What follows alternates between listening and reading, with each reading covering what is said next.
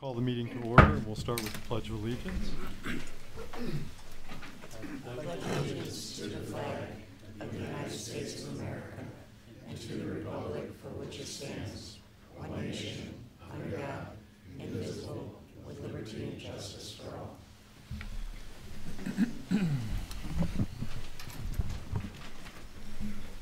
Okay, let me welcome everyone to the April meeting of the Union Township Planning Commission. Roll call, please. Buckley. Here. Clerk Cody. Here. Darren. Here. Fuller is here. LaBelle. Here. Milky was excused. Shingles. Here. Squattrito. Here. Webster. Here. Okay, thank you. So we last met on March 19th, and you have the minutes of the March 19th meeting. Second and third pages of your packet. Are there any corrections to the March 19th minutes?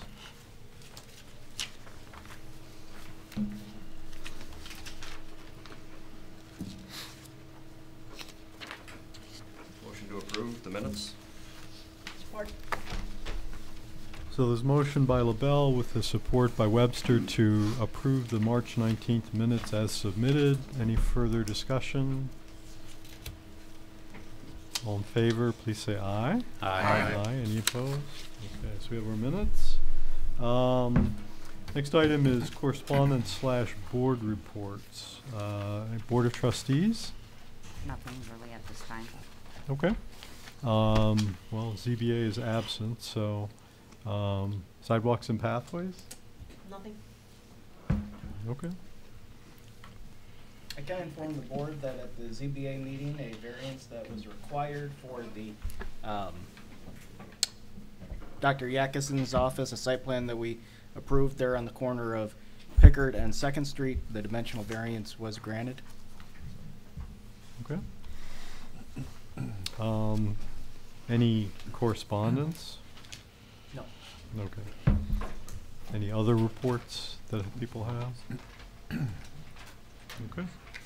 So we'll move on. Approval of agenda. So we have an agenda, has 4 new business items. Is there anything else that needs to be on tonight's agenda that anyone is aware of?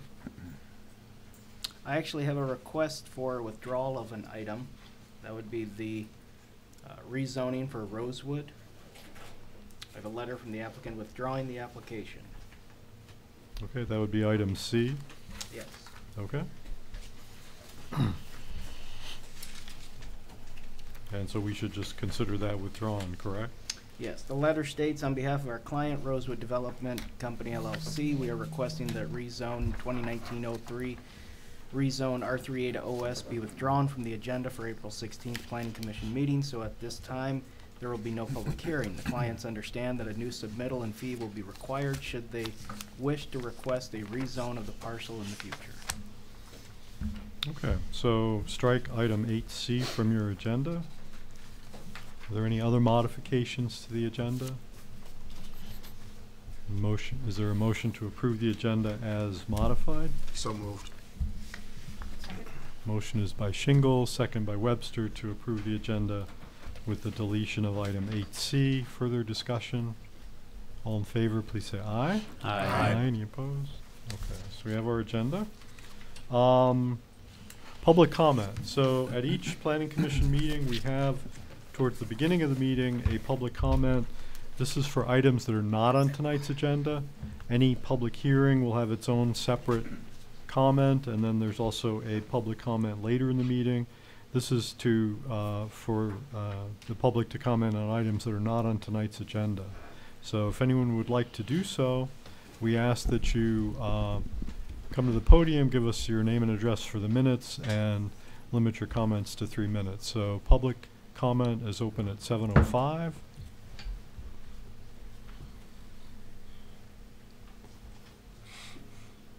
And seeing none, we'll assume that folks are here for other purposes. We'll go ahead and close that back up. So we can move on to our new business, taking them in order that they appear on the agenda. The first item is a rezone request 2019-02. So it will be accompanied by a public hearing. Rezone request from R5 to R2B. The address is 5115 Stirrup Lane. And so I'll turn it over to Peter to introduce the topic.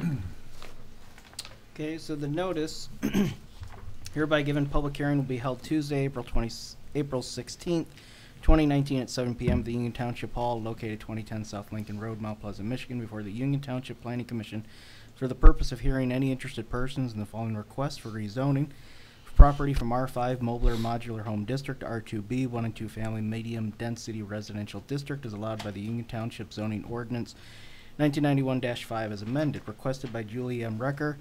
A rezoning of R5 Mobile Modular Home District to R2B 1 and 2 Family Medium Density Residential. This is located at 5115 Stirrup Drive, Copper Estate Subdivision.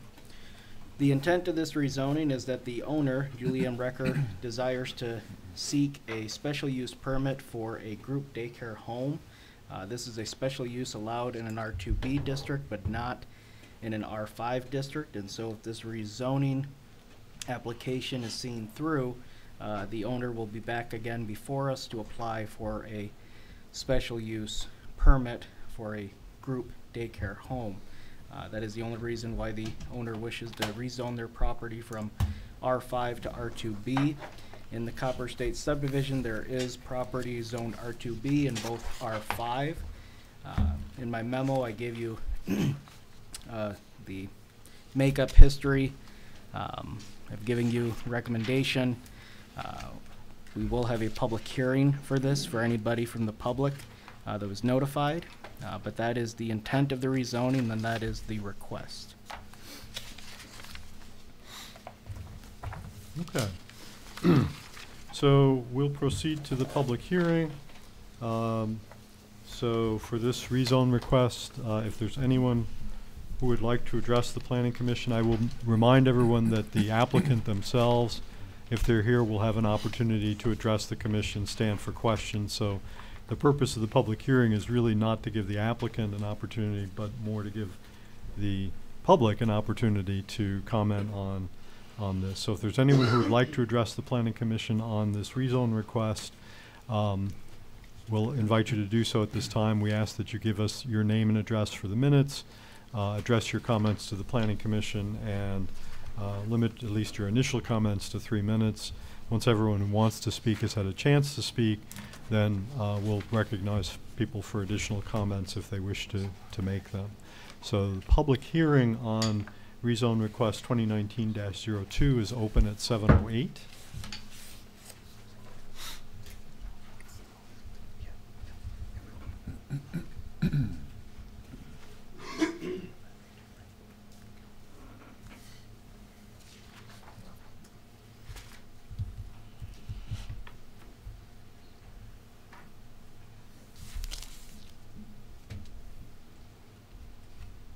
Is there anyone who would like to address the Planning Commission on this application?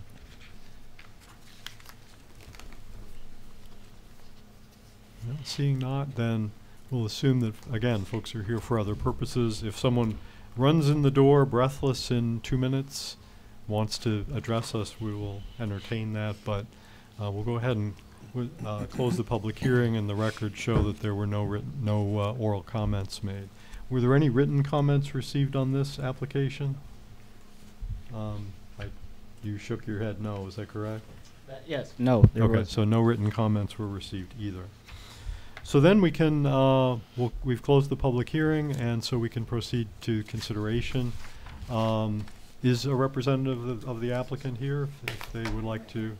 I'm Julie Recker. Okay. Would you like, is there any comments you'd like to offer? You don't have to, but if you do. If you have any questions for me, I'm happy to answer anything. Okay, fair enough. So, are we going to be able to look at this or no?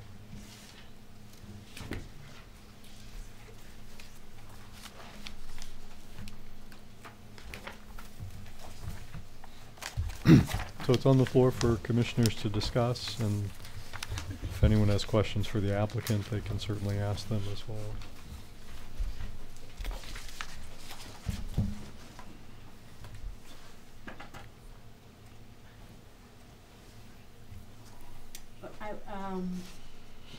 by the zoning map, it would appear to me that this would be appropriate to grant this rezoning.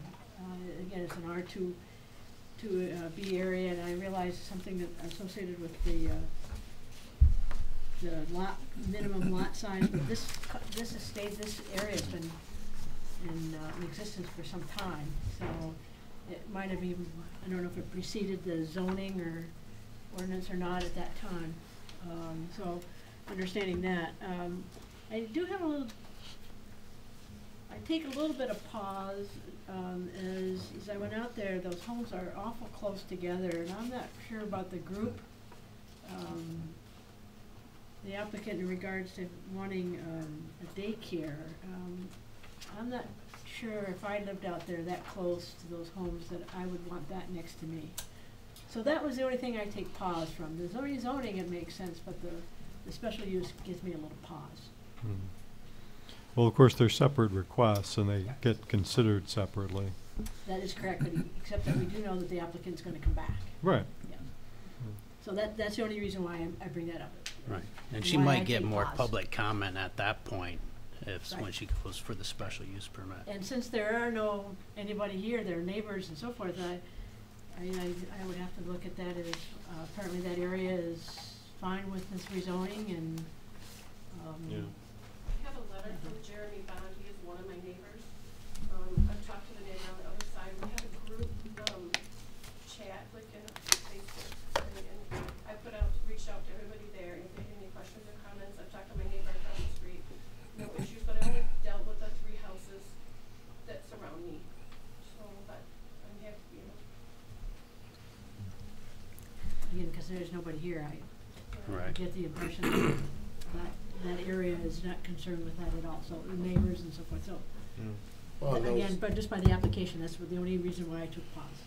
those individuals would be given a chance to come back during the SUP if, Yeah, because there'd be a public hearing, so they'd be noticed again. gotcha. I was a little surprised that this was R5 to begin with. It Well, seems more like an R2B type area.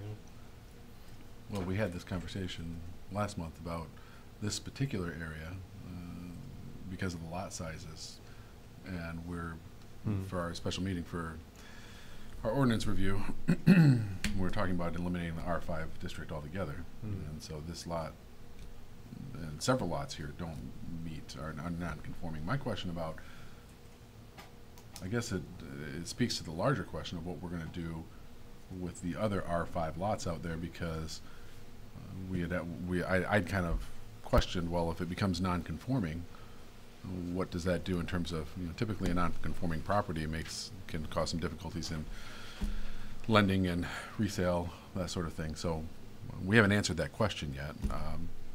That said, it's R5 and R2B out there. I don't really have any problem with changing something from R5 to R2B, but I think we'll have to address that larger question at some point in the future as to what we're going to do with those non-conforming lots out there.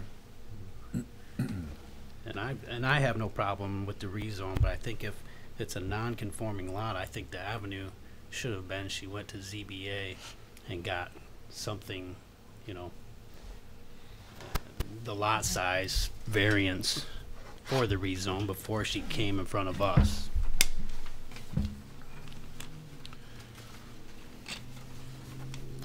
Well, That's the way it's written now, and I know in the future we're trying to take out R5.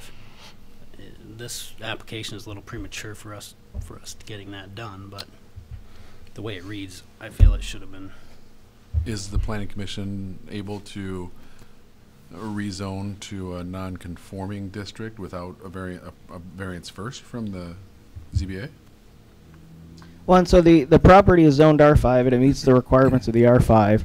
An R2B, it's slightly undersized, and so you would have the home as a one dwelling. It would not become a legal non-conforming use. The use, single family, one family dwelling. There's nothing wrong with the structure or the use. It would just be the lot. You would need a dimensional variance, but that dimensional variance would only be needed if the applicant were to do work such as apply for a special use permit or add on to the house. Other than that, there wouldn't be a dimensional variance immediately required. But given that the applicant would want to seek a special use permit for the R2B, that's when the dimensional variance would be required. I do understand the idea of seeking the dimensional variance before, but that could also backfire where you seek a dimensional variance, you're granted, and then the rezone application is not ultimately granted, and so you sought a dimensional variance for a parcel, before it was even rezoned. Would it be inappropriate to tie the approval of the rezoning to the conditional to the? No, variance from it's a rezone. We can't make conditions on rezoning. Okay. You can, when you come to the special use permit, you can make a condition on that.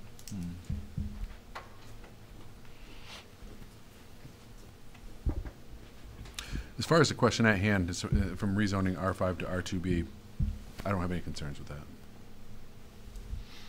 I did display up here the future land use map. Although currently the subdivision has two zoning classifications, R5, R2B, future land use map has the entire subdivision as residential. And so I've heard comments, people have already, members of the commission have already said, whether it's R5, R2B, it's still residential, and therefore would comply with the future land use map. You said some of the lots out there are already R2B. Yeah, just lost it.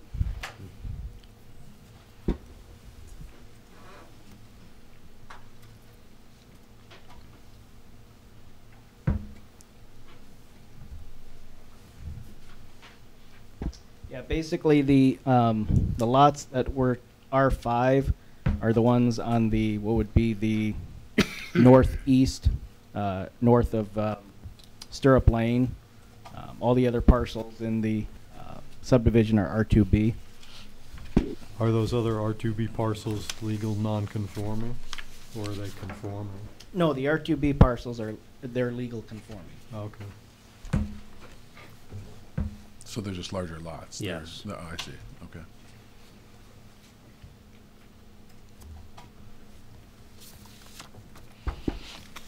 Okay. Well, just to remind everyone, this is a recommendation to the Township Board.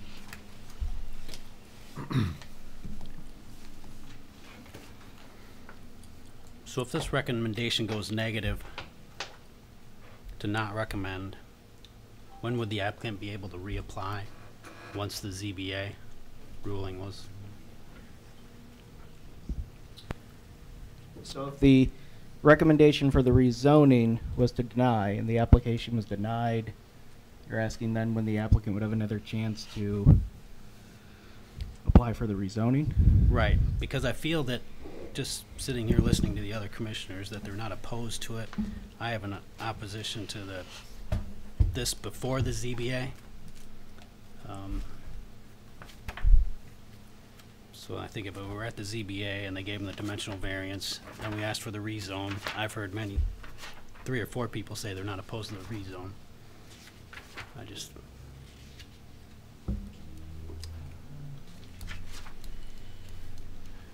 Okay, so in our ordinance it states whenever a proposed amendment or district change has not been adopted by the Township Board, the Planning Commission may refuse to hold another public hearing on same for at least 1 year unless it is conclusively proven that new conditions and circumstances exist.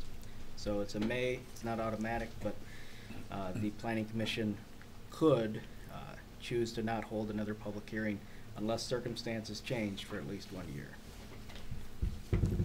Could I just clarify, because this is a recommendation on our part, it goes to the Board of Trustees whether it's positive or negative, correct?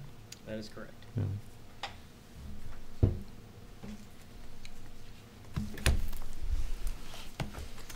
I move to approve the rezoning request,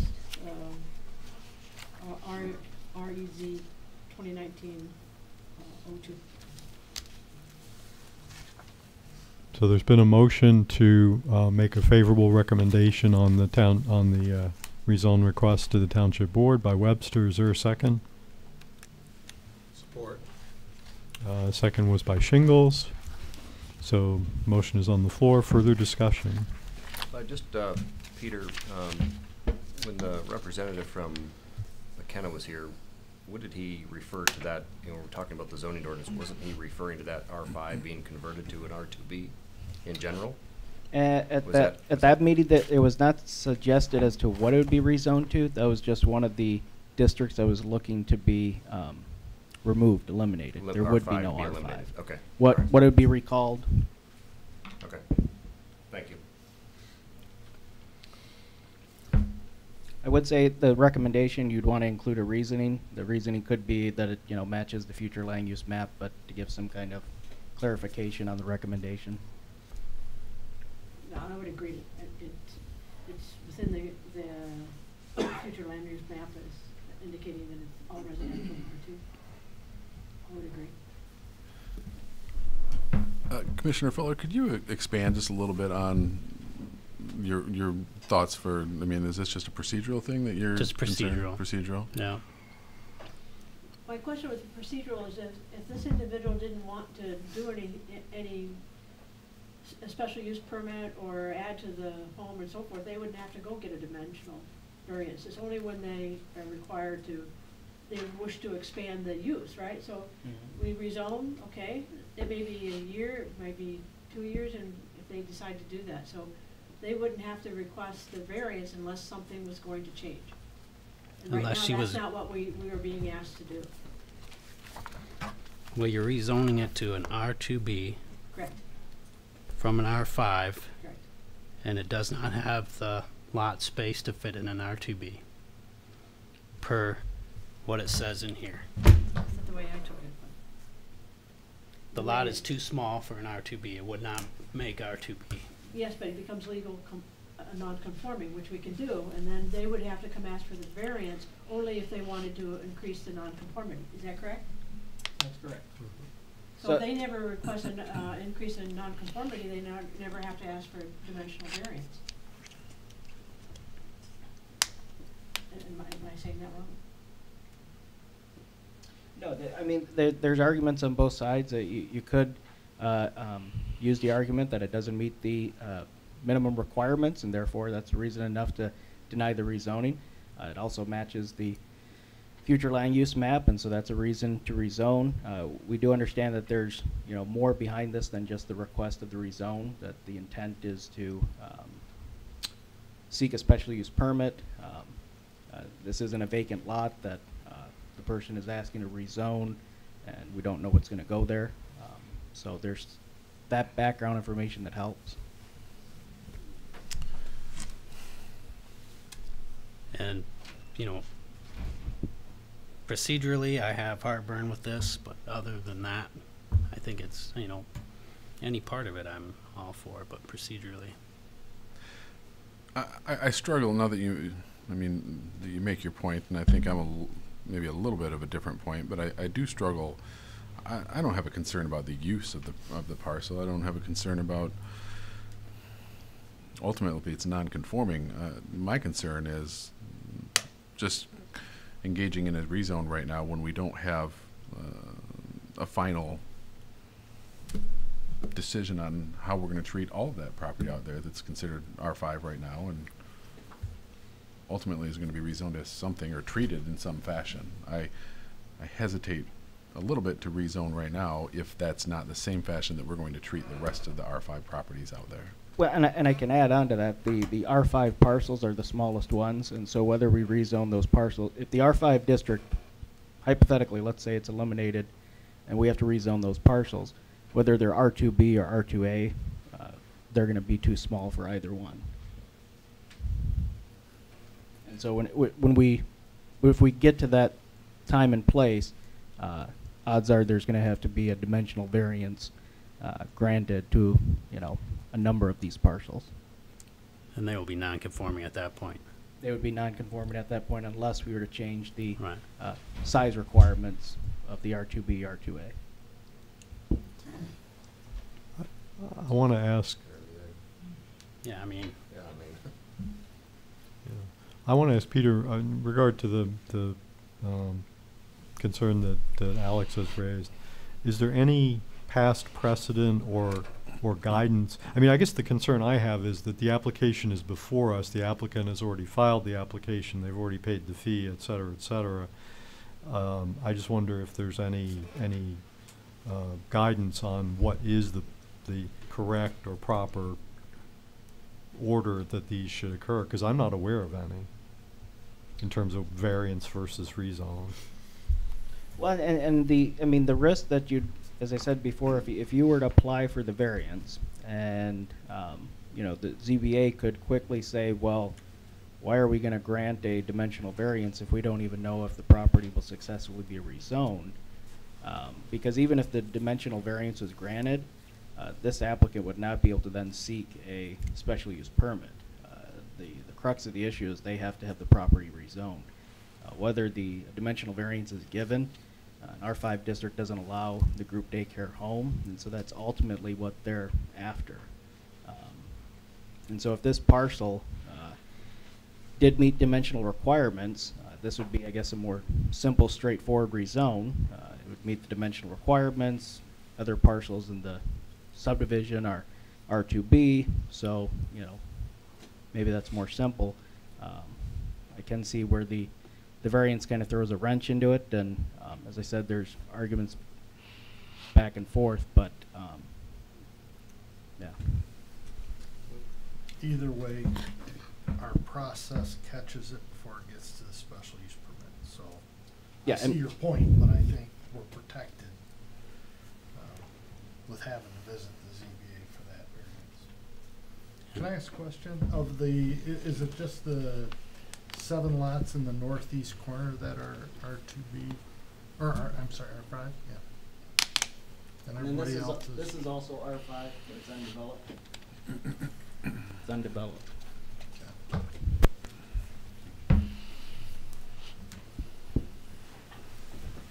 I mean, I think if there's no legal ramifications, I think we move to vote.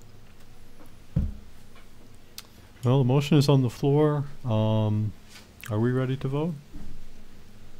Other comments or questions? So the motion is to recommend favorably to the Township Board to grant the rezoning request for this property. All in favor, please say aye. Aye. Any opposed? Aye. In the judgment of the chair, the motion carried. Let's see, there's 2, 4, 6, 7 of us, so 6 to 1. No, 8 of us, so 7 to 1. Only procedurally am I voting against that. I have no problem with any of it. So this will go to the Township Board. Okay. The next item is a site plan review 2019-04, but it's actually a site plan amendment of site plan review 2019-02, which we considered last month, for the McDonald's located down on East Remus Road, so right at the corner of Remus and Lincoln. So again, I'll ask Peter to introduce the topic. So basically, we reviewed a site plan for McDonald's, 1963 East Remus Road. That plan was approved on the condition that stormwater management review be obtained by the county drain office. Since then, the applicant has amended the site plan. The amendment is pretty simple, straightforward. They've reconfigured the sidewalk in a more appropriate way than what was just shown dimensionally for requirements of site plan approval on the previous plan. And they've also taken out 3 parking spaces on the north end of the site.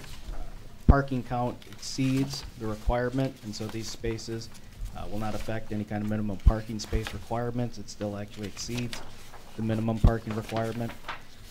The applicant has also, again, requested provisional relief from sidewalk construction along Remus Road only. They gave a reason, actually, in the our sidewalk policy.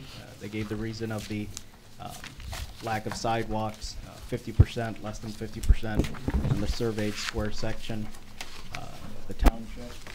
So they've given an official criteria from our sidewalk provisional relief criteria, and that is the bulk of the amendment. It's change in the location of the sidewalk, 3 less parking spaces, and they're also again seeking relief along Remus Road. Sidewalks along Lincoln, they are currently seeking a variance for.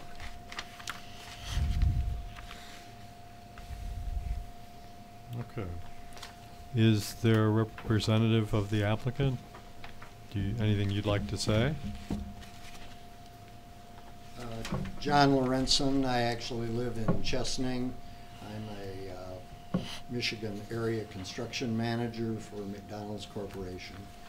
And we kind of missed the rules on the first time through, that there were areas that we needed to meet, at least one of them, to request relief.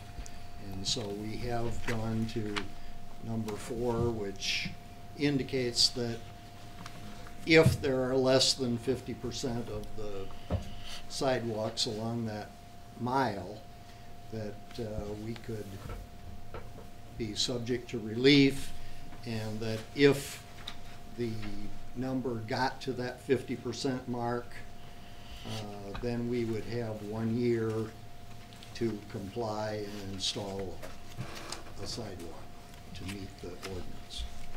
Is that correct, Peter? That'd be correct.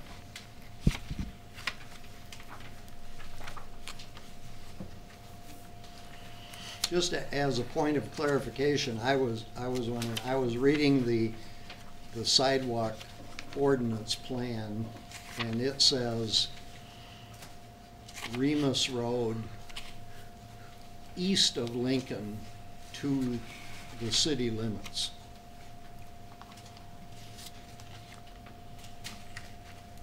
Which is not in front of our property. So I'm just asking the question. That considers the designated street, or priority designated street. And so if you were in that location, you wouldn't be able to ask for relief. It's that you're outside of that area that you're able to ask for relief. That's why the Okay. Lincoln Road, we can't or you're not allowed to ask for relief. You have to go to the No, ZBA. I understand that. Okay. It's a little bit hard to read that north, south, east, and west and figure out what they were trying to ask. So that's our point, that there are not 50% of the area is sidewalks, and that's why we're requesting relief. Thank you. Okay, thank you. I'm sure the applicant will take questions if we have them.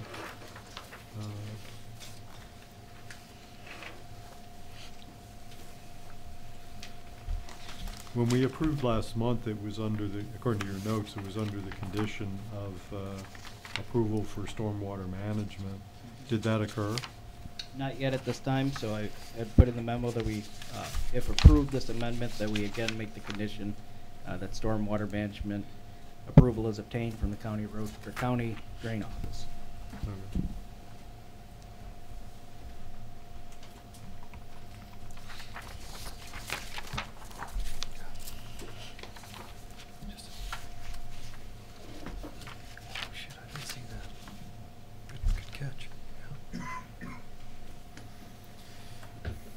I don't have any problem with the 3 parking spaces being removed. In regards to the sidewalks, I cannot support the relief, as there are sidewalks to the south of there, on the south side, in front of the McGurk construction, as well as there is a sidewalk that is in front of Green Acres. So then therefore, as I go from Lincoln through there, the only place that it's missing a sidewalk for connectivity would be Mercantile Bank, which we would have to work with, and then there's that vacant lot, which is, to my understanding, is developable. It can be developed as long as somebody would develop it. So I would have a real difficulty with granting them relief. But the ordinance says in the mile. It says it may, we as a planning commission may. So if you look at that No, policy. no, I understand that, but it also says the percentage is within the mile, and there's, according to our calculation, 900 feet of sidewalk in that mile on Remus Road to the west of Lincoln. Well, and I just want to clarify, so to sum up what Commissioner Webster had said, this is the location of the McDonald's, Remus Road, Lincoln Road. There is existing sidewalk that was recently put in on this parcel that is not reflected yet on this Google map. There is an existing sidewalk in front of the Green Acres retirement home.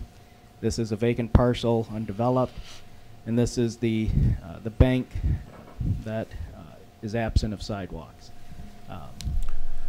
To clarify, what the applicant is citing from is not from the sidewalk ordinance; it's from our sidewalk relief policy.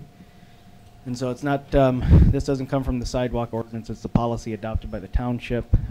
And although one of the conditions that you may grant relief, it is true on the surveyed section, less than 50%. However, it is just a may. It is still up to the Planning Commission to decide on whether if that is a sufficient reason for that given parcel at that given time. I would also point out that we have plans in place along Lincoln Road headed to the south. There will be sidewalks constructed at some point, I believe. I think that was a condition that was placed on the development on the southwest corner within a 5-year period of time from the passage of that. The issue that I struggle with our sidewalk policy, the issue that I struggle with is, and this is one of the reasons it's a may issue rather than shall issue, is that if we continue to rely on the 50% policy of the section, then we'll never get to 50% in any given section. It's simple math.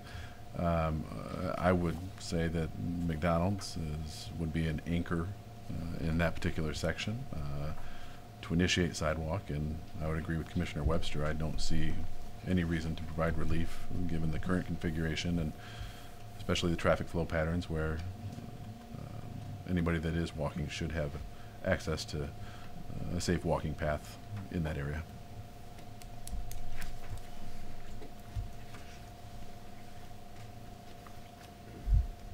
Other comments from commissioners?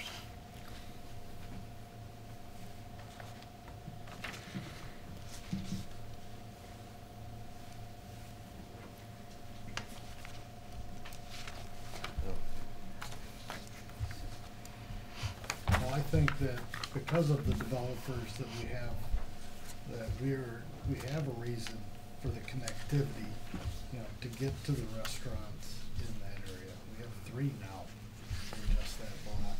So we need to give people that opportunity, not just by car.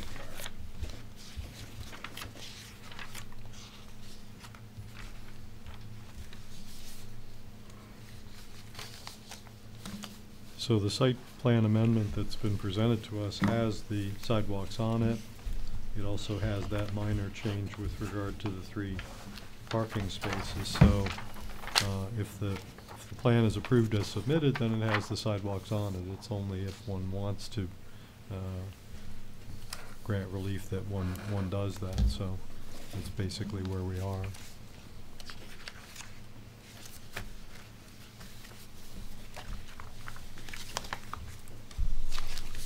If there's no additional comments, I would make a motion. I'd make a motion to approve the amended site plan as presented with the continuing condition of approval from the drain office. No relief of sidewalks. So the motion is by Buckley to approve the site plan 2019-04 as submitted with the condition that the Drain Commission has to agree or has to approve. Is there a second? Second. Second is by Webster. Further discussion? Oh, it says on here that the sidewalks are shown as just diagrammatic purposes. Are they going to resubmit plans with sidewalks where they plan to put them, or is that field fit? When I talked with Frank Martin, who did that, he said those are the way that they would actually go in. I brought that up, but he said that's how they would go in. Okay.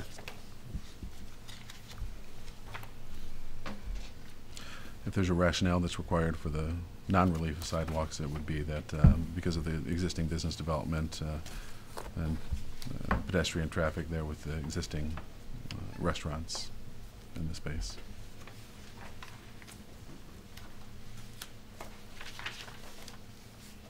Other comments or questions? If not, if we're ready to vote, all in favor of the motion to approve the site plan, please say aye. Aye. Aye. Any opposed? Motion carries without objection.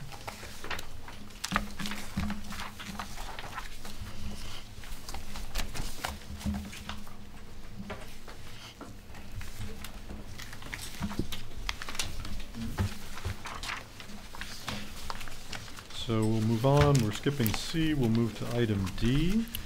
Commissioner Item D Squattrito, is, go ahead.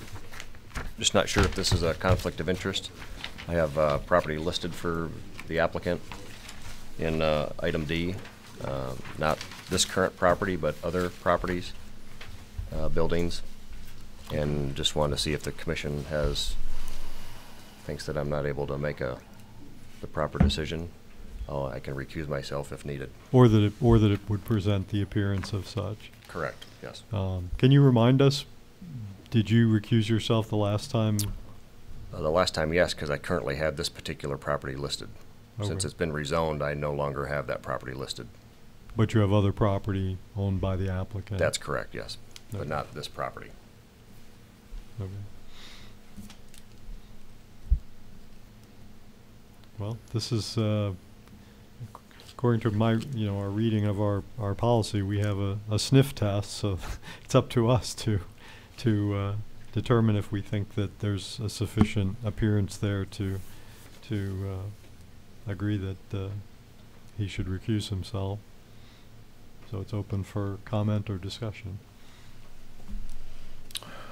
I apologize. I don't have the bylaws in front of me, but I thought that the bylaws directly address this, and I can't remember what it said.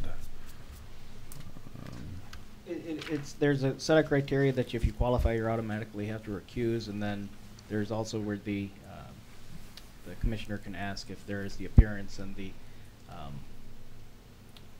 planning commission votes on whether they can recuse themselves or not.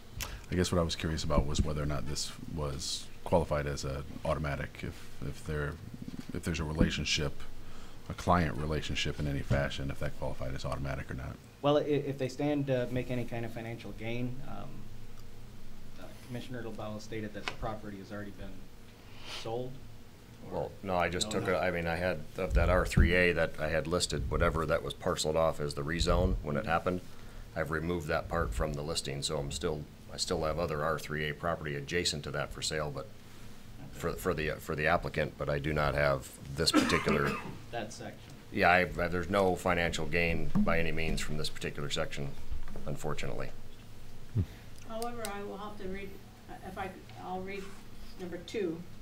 The commission member has a business or financial interest in the property involved in the request, which you do not, but it also says or has a business or financial interest in the applicant's company, agency, or association.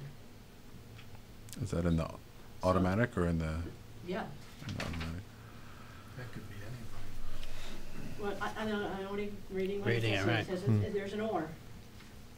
So if you believe that there is a business relationship to the applicant, irregardless of the property, then there's a conflict of interest, and if that's perceived by the commission. Did you say if there's Through our bylaws. a perceived relationship? Is that what you said? If I there's think that would disqualify everybody in the township. Has a business or financial interest in the applicant's company, agency, or association. I don't have I wouldn't be able to No. recruit I don't have no conflict of interest. I have no business relationship with the applicant. Sure. So I'm just telling you what it reads. So Yeah, I mean, I'll leave that interpretation up to Peter if that's, I mean, I'd be happy to recuse myself if there's any question. So, But I think there is a business relationship there. He is trying to move some of the other properties. yeah, I lease think some that's fair. properties, yeah. That's fair. So, Though I don't think Commissioner LaBelle's ability to make a decision is anyway influenced by this. I think that our bylaws, I think we have the bylaws. It sounds like we have to adhere to an automatic recusal, unfortunately. Okay. Thank you. And I will be recusing myself from this item as I'm employed and have recused on all other aspects on this parcel. Okay, well, without objection, we'll excuse Commissioners LaBelle and Fuller. We'll ask Commissioner Darren to take the minutes while we're doing that, or while we're working on this item. So it's the 6 of us. All right. So this is going to be, this is an amended special use permit request. The property in question was rezoned, and so now they're back with an amended special use permit request, 2019-01. It's going to be a public hearing, so I will have Peter first get us situated here and introduce the topic, and then we'll move to the public hearing. Okay, so, as noticed in the paper, into owners within 300 feet, hereby public hearing will be held Tuesday, April 16, 2019, 7 p.m. Union Township Hall, located 2010 South Lincoln, Mount Pleasant, Michigan, before any interested persons in the following request for a special use permit is allowed by Union Township zoning ordinance 1991-5 as amended. Requested by McGurk Mini Storage, an expansion of existing self-storage buildings currently allowed under existing special use permit, located at South Lincoln Road, Mount Pleasant, Michigan, parcel ID 14-020-20-001-005. So just to bring everybody up to speed on this project, to recap, months ago we did have 2 requests. One was a request on a special use permit amendment that did not require rezoning. That would be parcels along Remus Road that are currently zoned R5.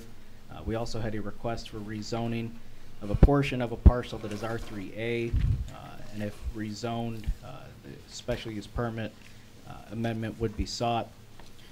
The portion of the R3A property that was needed to be rezoned was rezoned. It was achieved. It was granted by the Board of Trustees, and so now there is a part of that parcel that is now zoned B5, where the remainder is stays zoned R3A. Since that rezoning, the applicant has, as they said they would, sought a special use amendment to their existing special use permit. There is an existing special use permit that was granted by the township on the parcel to the north for self-storage units. That special use permit was approved, the site plan was approved, and so the applicant is now seeking an expansion of that existing self-storage business. The location that it would be expanding to is to a parcel to the south, directly south actually of the existing location of the self-storage proposed buildings. We do have a site plan for you. At this time we're not reviewing and approving the site plan, although we have provided for you for your own information and any kind of requirements or further conditions that you would like to place, would like added or seen changed with the site plan to be approved later. That can be done. And so the applicant is here. If you have any questions for them, they will be here to give a presentation. If you have any other follow-up questions, I can as well. Again, just trying to recap for everybody because I know there were a number of applications, so I want to get everybody up to speed, ducks in a row. We are only dealing with this special use permit application for this one. We are not at this time revisiting the other special use permit application for the parcels along Remus Road. So I just want to make sure that everybody stays on task, that we're looking at only this location, this special use permit, not the other one. So. Okay, thank you, Peter. So we'll proceed to the public hearing. Once again, as I said before, this is really the opportunity for the public to address the Planning Commission on this item. The applicant will have their own opportunity to address the Commission after the public hearing, and the Commission will proceed to consider the request.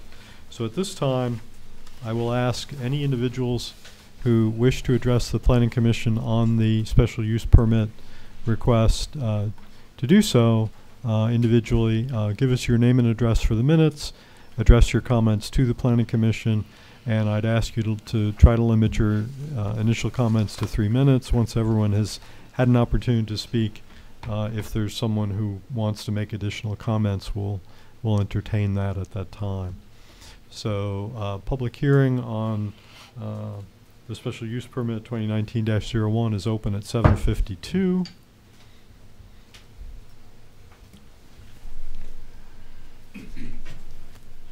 My name is Vance Johnson. I reside at 7777 South Whiteville, and I'm here on behalf of the Fisher Companies, who have substantial properties across the road from this to the east.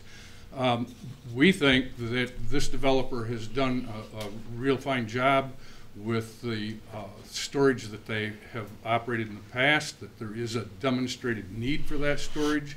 The appearance of their developments and their properties are top notch. I think it fits in with the existing use quite well with what they have on site. And as far as visually from the road, from what I can tell from the plans, it would be virtually unseen from the road in my view, and we support it wholeheartedly. Thank you.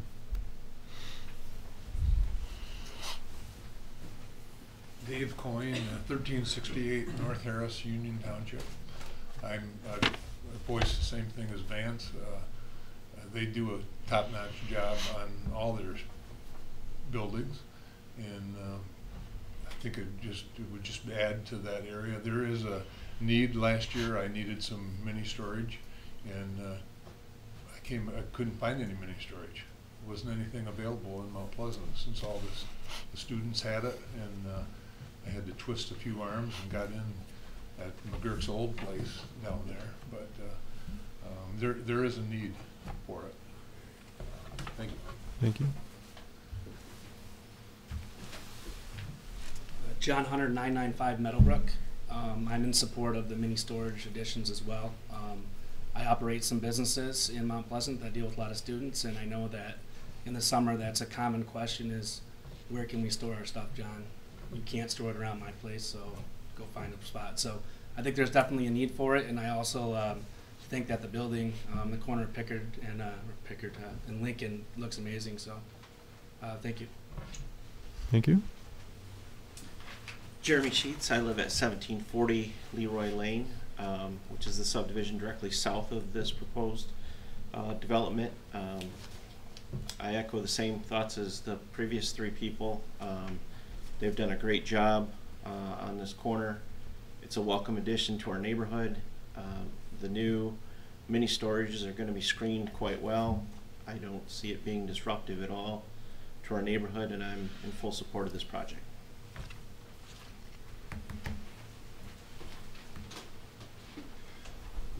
Bob and Hillary Elmore at 1890 Leroy Lane. The subdivision just south of the property being developed. I have no reason to think that we shouldn't go forward with this. I think that we owe it to our developers who put into our community and help develop our community, make sure that they're successful, which they have been. The property looks great. It's done nothing but improved the site and our surroundings, so we're in full support. I totally agree with that, and everybody else. Thank you.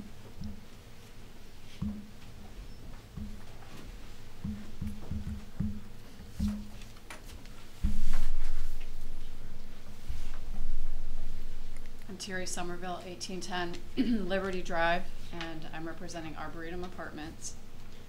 And if this special use permit does pass, we at Arboretum want to request that there's some proper screening with evergreens put up this time, and that there's architecturally sound screening of a minimum of 6 to 10 feet tall evergreens put up along the north and the west sides of the apartments that would be by the road area.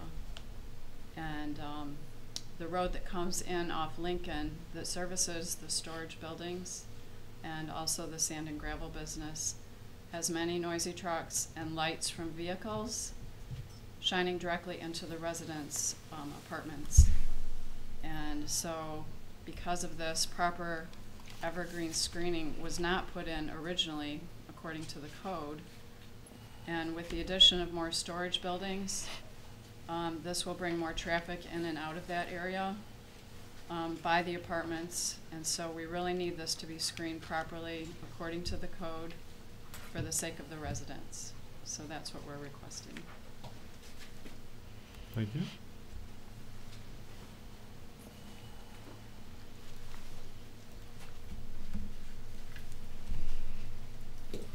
Other public comments? I would just ask the last person that spoke, I did receive a letter in writing from them. Would they still want me to read the letter, or their public comment is?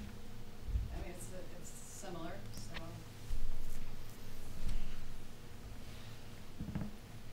Was that the only written comment that was received? Yes. Okay. Other public comments?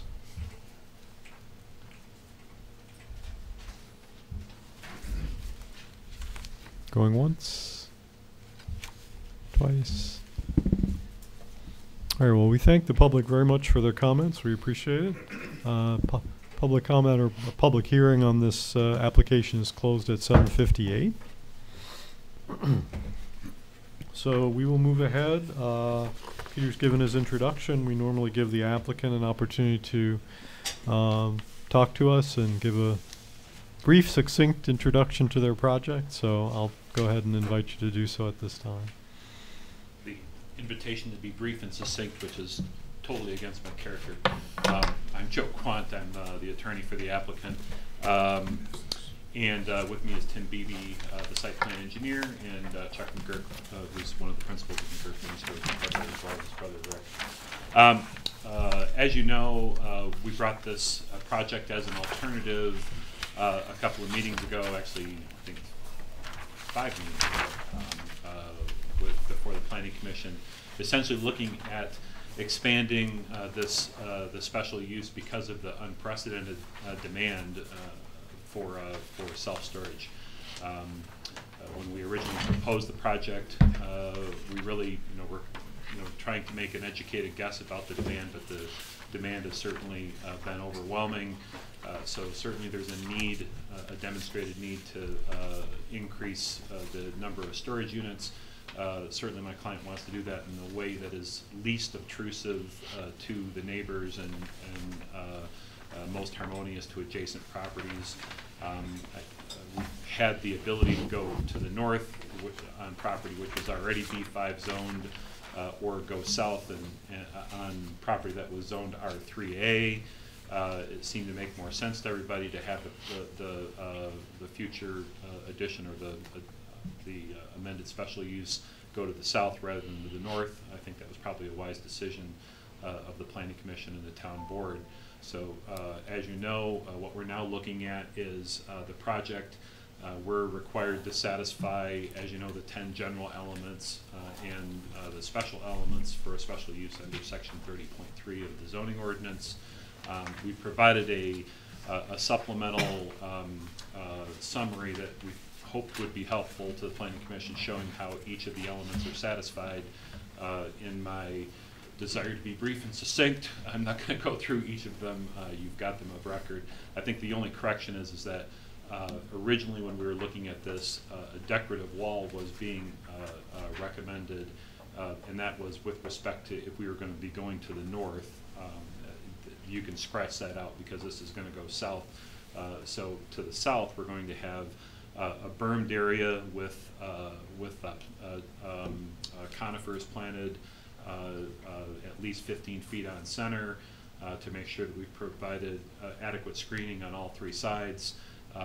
We certainly take the concerns of the Arboretum seriously, and we believe that the screening will completely, or almost, actually I think Tim has a profile that, which I'll go over in a moment. I'll let you finish. okay, yeah, a profile that shows what it looks like from the Arboretum apartments. Really all you'll see is basically the rooftops there outside of the bermed and treed area. The applicant either owns or will own virtually all of the surrounding property. It's zoned appropriate for this use, and we are hopeful that the Planning Commission will agree and approve. All right, what I passed out for you is a miniature of this. This was a specific request by the board that he wanted to look at with the topography that we had across this field. How would someone standing on the second floor of one of the Arboretum apartments, what would they see? So we plotted all the grades, the proposed finished grades and the existing field grades down to the building wall, then up the wall, drew the building in, and the blow up on the bottom shows where your line of sight is coming across and what you would be seeing above the tree line from the point 5 feet above the finished floor on the second floor. So if you're standing looking out the window on the second floor of the one building of the Arboretum that actually goes in this direction, this is the view that you would have. Looking across the top of that tree, you would see the top 7 feet of that building. 6 feet of it is the roof. So you'd see the top foot of the wall. Average vehicle, typical average vehicle, including SUVs, is 5.5 feet. So that line of sight is actually over top of the vehicles. So that was a specific request, and we wanted to make sure that we did follow through on that. Thank you. I'm happy to answer any questions that the commission may have. Okay, well, thank you. So this application is before us now, and applicants are here if we have questions, so it's open for discussion.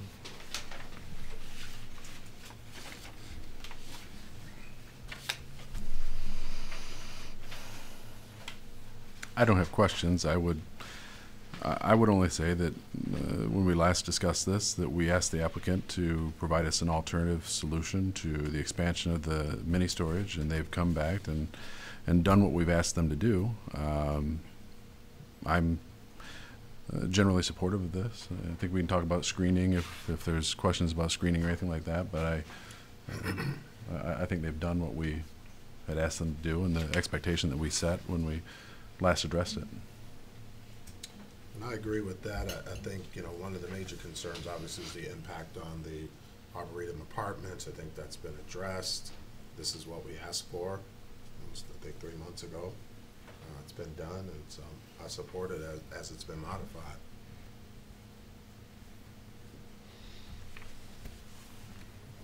Other comments? The this request or this modification covers just this 8.87 acres that's shown with the buildings in the plan. Is that correct? That is correct. This is the only portion. There's an R3A parcel. This is the only portion that was rezoned to B5. And so we had a hearing for that recommendation. Board of Trustees adopted. The remainder of the parcel is R3A. Okay. Maybe you told us in your notes. Let me check. Okay. All right. Okay.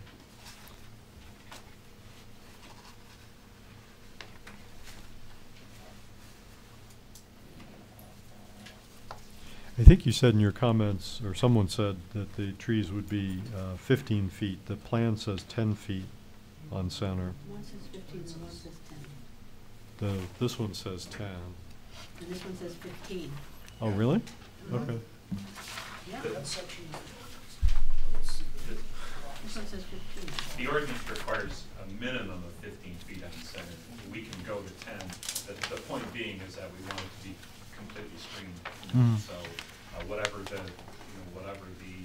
sequence or dimensional, it can be no greater than 15 feet is what the ordinance says. And I think Peter brought that up maybe a couple of meetings ago, where it's clear that the ordinance doesn't allow you to plant the trees farther than 15 feet because the ability to effectively screen is lost. Mm. Which we will go over the section. It's from section 30.3U, specifically requirements for self-storage buildings. Item 5, greenbelt planting and screening will be required so as to obscure view from any adjacent residential district. Screening will also be required where property is within 250 feet of any residentially zoned property. Screening shall consist of non-deciduous trees not less than 3 feet in height, planted and maintained in live condition, not less than 15 feet on centers. And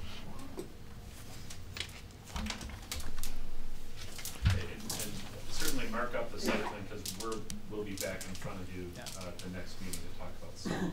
Mm. I just wanted to make sure it was clear that whatever the screening, whatever the spacing is, it has to be a minimum of 15 feet on center and sufficient to provide the screening that Peter just articulated. Mm. I personally prefer the 15 feet as rather than the 10, because when you plant spruces too close together, their branches tend to rub and drop the needles, so it causes a problem in the future. Yeah. Okay, very good. So are we ready to go through the checklist? Sure. We normally do that as part of our due diligence. So I'll start with the part that's general to all special use permits, and then we'll go to the part that's specific to self-storage. So number 1, the special use shall be designed, constructed, operated, and maintained in a manner harmonious with the character of adjacent property and the surrounding area. And I think we'll do this as, I guess, if anyone offers a comment either in favor or any concern, certainly should be voiced, but I think we'd express concern along the highway side. On the north side, we'd express concern in terms of the types of businesses we were looking there, but I think that the current location to the south it's contiguous with the existing development, and I don't think it conflicts with the existing character. other comments? I'm ready. Okay. Number 2, the special use shall not change the essential character of the surrounding area. Certainly to the north it does not. I mean, I guess we could argue about whether it goes against the residential, but it doesn't appear to be, doesn't change the essential character of the area around it. Okay. The special use shall not interfere with the general enjoyment of adjacent property. I think that one of the things that we had discussed in the last meeting was that, this expansion here is kind of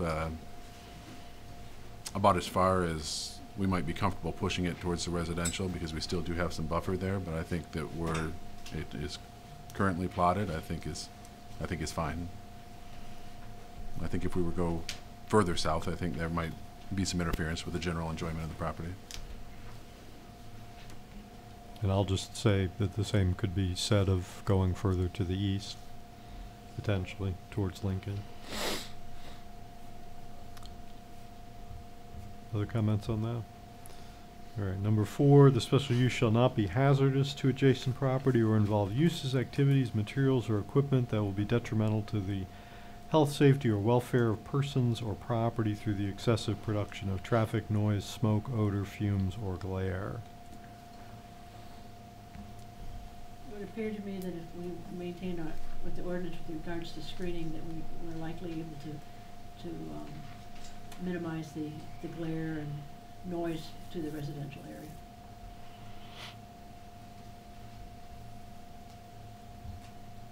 Okay, fair enough. The special use shall be adequately served by essential public facilities and services, or shall be demonstrated that the person responsible for the proposed special use shall be able to continually provide adequate services and facilities deemed essential to the special use under consideration. The said facilities or services shall be approved by the Central Michigan District Health Department.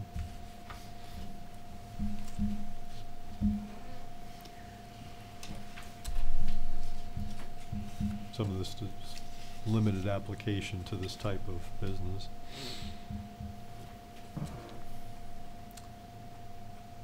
Number 6, when deemed necessary by the Township Board or Planning Commission, the use shall be adequately screened by distance and landscaping to protect the rights of all adjoining property. It seems to have been dealt with through our prior comments. Agreed. All right, this is always my favorite to read just because it taxes my lung power.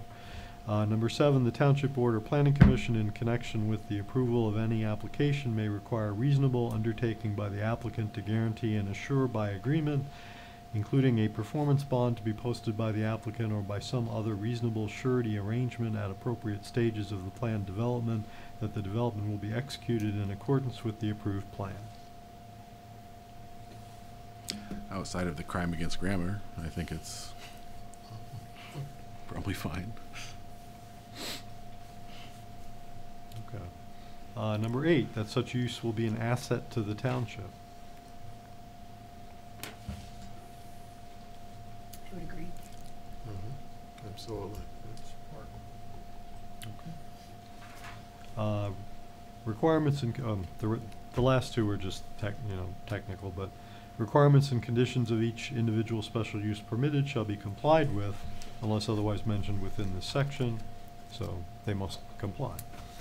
Number 10, any special use permit may be revoked by the Union Township Board upon recommendation of the Union Township Planning Commission whenever the operation fails to comply with any of the required conditions or may be subject to the penalties of this ordinance.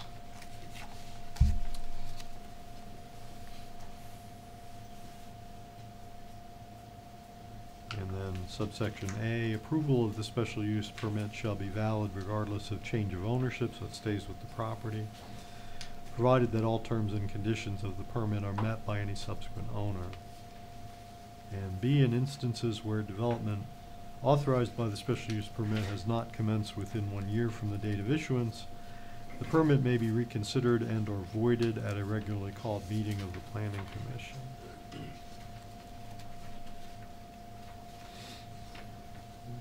Okay.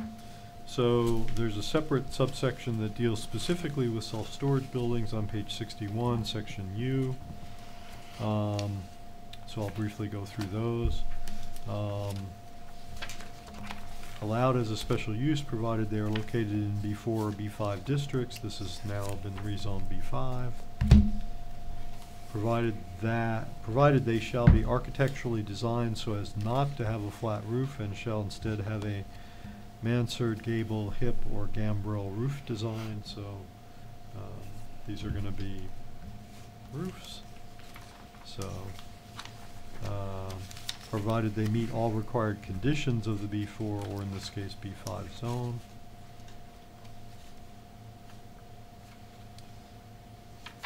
All entrances and exits shall be designed in accordance with the Isabella County Road Commission requirements. It is further required that all sites shall provide points of ingress and egress that are located upon a public road. Local traffic movement shall be accommodated within the site, so the entering and exiting vehicles will make normal and uncomplicated movements into or out of the public road.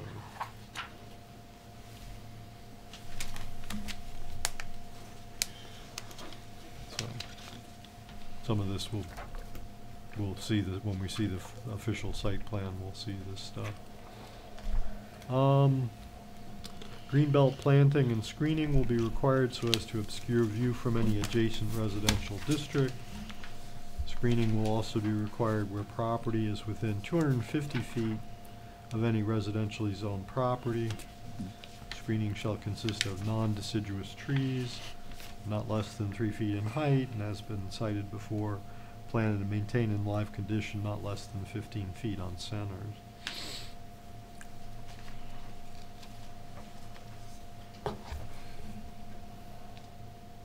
Maximum length of any self-storage building shall be 250 feet. Plans call for 225 feet. No storage of combustible or flammable liquids, combustible fibers, or explosive materials as defined in the Fire Prevention Code, or toxic materials shall be permitted within the self-storage building or upon the premises. And I'll just remind ourselves, I've asked about this before, but this would be dealt with in the agreement that anyone utilizing the facility would sign. They're limited in what they can store and so on. Okay. No storage outside of the self-storage building shall be permitted. The use of the premises shall be limited to storage only and shall not be used for operating any other business, for maintaining or repairing of any vehicles, recreational equipment, or other items, or for any recreational activity, hobby, or purpose other than the storage of personal items and business items as herein before set forth.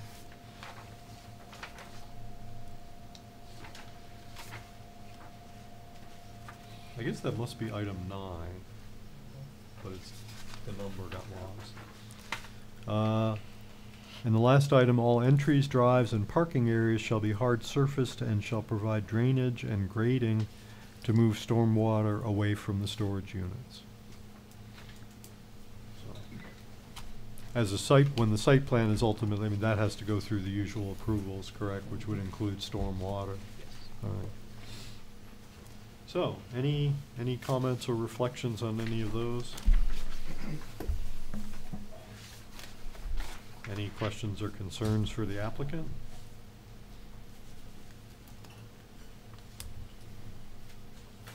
If not, we can have a motion at any time. Could I get some clarification? Please.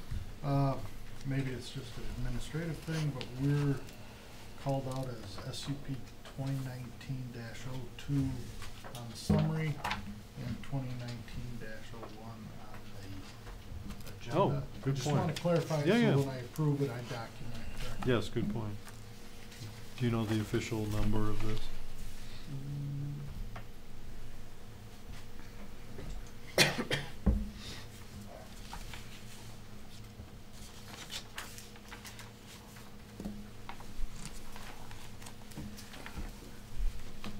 It'd be 2019-01. Okay, so 01.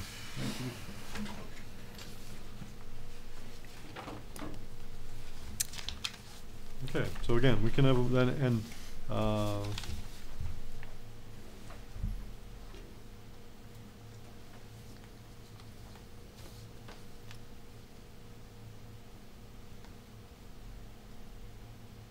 For clarification, we're not looking at the site plan they provide, so the issue in regards to screening doesn't come up here. It's just the special use permit.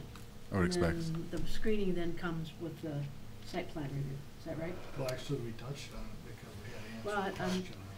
so that's where I get a little confusion. We're not looking, they provided us the preliminary, so we understand that they are going to have screening, but we're not looking at the site plan at this time. Screening is dealt with in the site Yeah, plan, and so correct? Right, so we don't have to, it's this but special use permit. the special use permit can set the condition that the screening is required, correct? Yeah, what you want to do is if you're going to recommendation, you want to make a recommendation on the condition that a site plan is approved in accordance to section 12 and section 30, all requirements met. If there's any kind of additional conditions beyond what is stipulated in the ordinance, you'd want to talk about those now and recommend those conditions for the Board of Trustees to then consider. Board of Trustees may also, at their time, think about further conditions themselves. Yeah. I'll just ask for clarification. So in the ordinance requires the greenbelt planning and screening to obscure view from any adjacent residential district and to, or any residentially zoned property that's within 250 feet. I'm thinking that what they've proposed here, which I think is great, and I fully support them actually doing this, is more than, I get the impression it's more than what would be required by the letter of the ordinance, because these aren't necessarily residential areas immediately adjacent. Is that accurate? There is R1 to the west, and there's R3A to the south and to the east. Oh, there is. Okay, so that it's actually required then by the ordinance on all three sides. All right. But to your point, I think that there is, with the berm and the greenbelt screening, I think that there's a sufficient level of screening. Just again, a reminder, this is, as a special use permit, this is a recommendation of the Township Board. So, any motion would be a motion to recommend or not recommend. I move that we recommend SUP 2019-01. So the motion is to recommend approval of this special use permit application to the Township Board by Shingles. Is there a second? Second. You can have it. So the second was by Cody. Further discussion? Just more of an observation for me. I do like the plans. I do appreciate the fact that the applicant has been willing to work with us in terms of moving the expanded development to the south rather than on the roadway. The only caveat that I would give is that I do feel that this completes the size of the mini storage that I would be comfortable with, given in this particular area, because I do feel that we may start to infringe on some residential stuff if we continue to expand. But I'm happy with what's here, so I'm supportive of the project.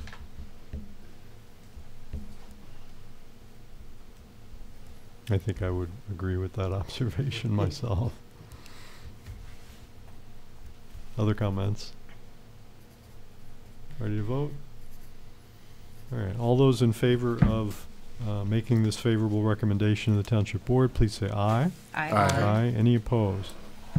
Okay, so the vote was 6-0 in favor. So this will go forward. Thank you. Thank you.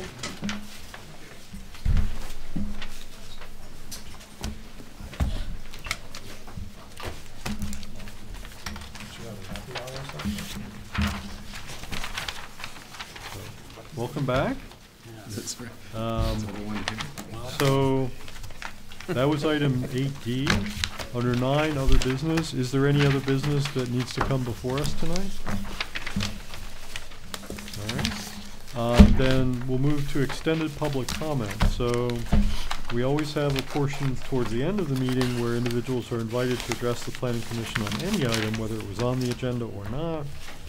The extended public comment will ask individuals to give us your name and address for the minutes, and you get up to 5 minutes to address us on any item. Extended public comments open at 8:24. Okay. As far as I have some comments about the screening, I appreciate the fact that they're screening the actual, storage units, but the part that Arboretum is requesting, which didn't really happen before very well, is the screening where the road comes in. Between the road and the apartments. If you drive on that road, your lights go smack right into the people's living room. So that's the screening I'm talking about, that we need some evergreens there by the road on the north and the west side of the apartments to protect the lights and the noise for the sake of the residents. Because that should have happened before when they originally put that in, but it didn't. And so I'm requesting that, especially now there's going to be more traffic coming in there, more noise. And you can try driving down that road. You'll see your lights go right, and you can watch people in their apartments. It's just, Hmm. that's where the screening needs to happen, so. All right, well, thank you for that clarification. Let me just ask Peter, I mean, in considering a special use permit on a particular parcel, she's talking about the entrance there, which is on a different parcel, or at least is not on that parcel. Can you attach conditions on a separate parcel? No, you can only look at what is being, this special use. We can't revisit any other special use permit and tie it to this one. Is it at all possible that there was an expectation of evergreens there previously that simply wasn't fulfilled, or did that location exceed what was required in the last special use? Well, I mean, without going back and looking at it, I do know we had a plan that was approved, special use permit approved. There was even mediated through court agreement with the township and the applicant, and to my knowledge, all of the requirements of that agreement and the special use permit and site plan have been met. I think for the sake of, because I do appreciate the concern, I think for the sake of that concern, I would appreciate if you could just take a second look at that and verify that those obligations were met and that we didn't overlook anything. I agree with that, because Yeah, there's agreed. still more development to happen in that area, which would in turn, it would compound on the problems already existing. Mm-hmm. And actually, you're talking about the entrance off of Lincoln, correct? Correct. The main I with think the. it's called Page Drive or something like that. Yeah. It goes in. That's not, I mean, it services the special use, but it also services the main use, or Right. the permitted use, the Right. use by right. And so, it's kind of a larger issue, I guess. Mm-hmm. Well, maybe the owner will decide at a certain point to put some trees up just for, To that end, has anything, I know it was brought to our attention a couple of times about what looks like Mount Rushmore out there. I don't know if it's growing or if it's shrinking, but the high dirt pile that's out there, I thought that was supposed to be at some time, I thought it was tied to being removed as part of the development, and it's still there. We were told that was in the process of being removed. It looks like it's growing. Yeah. I was just there I today. can say that it isn't growing. No, I'm just saying it looks like. No, but Yeah, it's probably not. I know that the township and Mr. McGurk have had meetings regarding this, and they have come to an agreement with Stool Dryer, and I believe Peter, I'm not sure what was the outcome there, but I know they have had meetings.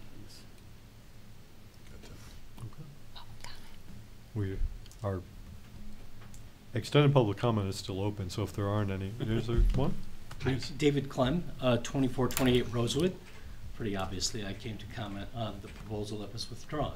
So, but I stuck it out for the whole meeting. It was very interesting. And I must say, I moved here in December, so this is the first time I've had a chance to see our local government in operation. And I commend all of you for that. And I particularly want to thank Peter. You might recall I spent 30, 35, 40 minutes on the phone with you learning about the ordinances about this when we first got informed about that. But in any event, again, thanks for your service. I would ask if you can, in a public forum, if there was any reason given for the withdrawal, if you can reply to that, and if you know if there is plans to resubmit that in the future. Well, I can't speak on behalf of the applicant. I'll just stick with their letter. I guess I could say I wouldn't be surprised if there's another request in the future, but as of now, I can only speculate or speak to that this application has been withdrawn. Yeah, we moved in December. We've probably put about 20% of the purchase price, above the purchase price, into the property since then. That's something we wouldn't have done if that area had been zoned differently. So obviously something we want to keep an eye on and promote that kind of investment. Thanks. Thank you.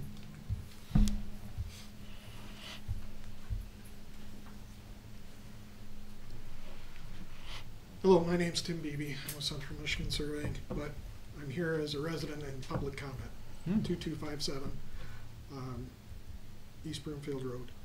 And I've got now 4 things to address because I can try and help the fellow behind us. I actually represent Rosewood. Rosewood decided to withdraw because they had heard that there were questions and comments from the Rosewood Condominium Association. They didn't have time to address it. They didn't want to come in front of this board until they had had meetings with your board. So that's why it's withdrawn. And if they can resolve that, then they would bring it back. But they plan on having meetings directly with the condominium association. So that's why. There was no sense in bringing it forward if the surrounding community was up in arms over what was going on. Dr. Mohan is Mrs. Dr. Mohan, family doctor, is looking for a new home because she's outgrowing hers. So that's what they were looking at the rezone for, was a family doctor's office. But since there was comments being made within the association, they wanted to deal with that before it came to this meeting. So that's why they withdrew. So hopefully answers. There's 3 other things. One, I believe that Peter brought in front of you the rezone appropriately prior to a variance, because the Zoning Board of Appeals cannot grant a dimensional variance on a zoning that it is not. They would have to give a dimensional variance on something that complies. So therefore, they can't grant a variance. So I just wanted to voice my opinion that I believe Peter told the applicant the proper way to bring it through. So that's that one. I should have written them down.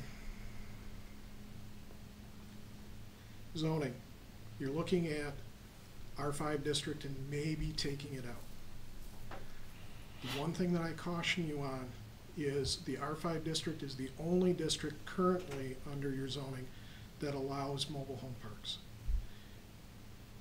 If you take it out, you have to take that use and put it in somewhere, because you can't zone out something. So, and right now, if memory serves, that is the last R5 parcel that is not developed. So if you take that one away and you don't put that use within another zone, you will have zoned it out of your community, which then somebody could go to court. And it might be on a parcel that you absolutely don't want to see it on. And you wouldn't have a leg to stand on. So just be cautious. I'm not trying to tell you what you need to do or what you have to do. I represent the client that owns that in the back. I have a full set of plans that are already drawn that were put together in 2008 that were tabled because of the economy that met that R5 district. So just so that you know, I've got, in fact, I think if you go back in the minutes back in 2008, you'll see we're a preliminary approval, because we had to bring it through 2 different times. So, but there needs to be a place, even if we don't really want to see it out there. Unfortunately, you have to have a place for them. And to my knowledge, it's the only one left. So that was it. I just wanted to. Thank you. Any other public comments? Well, we thanks folks for staying around and for offering their comments. We'll go ahead and close the extended public comment. Move on to final board comment. Any comments from board members? I assume, and I don't remember if this was brought up directly or explicitly, but I would assume that McKenna would be cognizant of the issue that was just raised in terms of you know, if you zone something out, they would move it to a different zone. I did think that we had still a mobile home park district that we were R4. retaining, R4. Yeah, so we weren't zoning out the park. We were zoning out, we were eliminating, he was saying to remove it because there was a law, state law that prevented, that we could not prevent a mobile home on R1 property. Or is that what it was? Yeah, I can't remember. It was in our consultant's letter. The reasoning R5 was it conflicted with state law. Right. And so. Because they need to be treated as single-family homes, not They can be treated as single family. separated out. Right. Now, I don't know on the map where we have R4 that currently exists, but I remember looking at it and thinking we still had that zoning district included. Any other comments? You all should have received this. Just point out that there's going to be a meeting on April 30th for folks if you want to give your input on Jameson Park and its future. But otherwise, we've completed our agenda, so we stand adjourned until May.